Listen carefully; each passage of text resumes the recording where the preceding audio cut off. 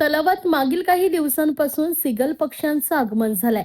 परंतु या पक्ष्यांच्या जीवावर बेतणारे अपायकारक पदार्थ नागरिकांकडून खाऊ घातले जात आहेत.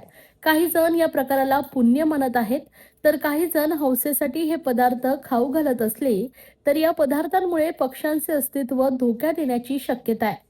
विशेष म्हणजे सीगल पक्ष्यांना अशा प्रकारे खाऊ घालणे वनकायद्यानुसार गुन्हा आहे असं असतानाही नागरिकांकडून सर्रास या कायद्याचं उल्लंघन सुरू आहे.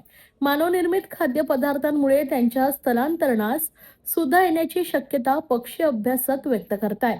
मासुंदा तलाव हे ठाणे शहरातील पर्यटनाचं केंद्र आहे. व्यायाम, चालणे, फेरफटका किंवा मनोरंजनासाठी शेकडो ठाणेकर मासुंदा तलावाकाठी फेरफटका मारण्यासाठी जातात. त्यामुळे मासुंदा तलावाकाठी नेहमी गर्दी असते.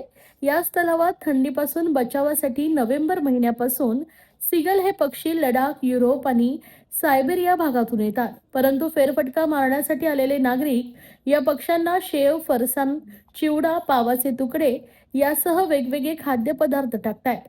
सीगल पक्षी हे पदार्थ खात असले तरी याचा दुष्परिणाम पक्ष्यांच्या आरोग्यावर होण्याची शक्यता आहे. पक्ष्यांना टाकले जाणारे पाव किंवा इतर तेलकट पदार्थ पचण्यास जड जातात. तसेच या पदार्थांमुळे त्यांच्या पोटात चरबी तयार होते. सीगल पक्षी मार्च किंवा एप्रिल महिन्यात त्यांच्या प्रदेशात निघून जाण्यास सुरुवात होते. या खाद्यपदार्थांमुळे पक्ष्यांना ऊर्जा मिळत नसते. खाद्यपदार्थ त्यांचं नैसर्गिक खाद्य नाही. त्यामुळे नागरिकांनी पक्ष्यांना असे खाद्यपदार्थ टाकू नये असं आवाहन पक्षी अभ्यासकांकडून केलं जात आहे.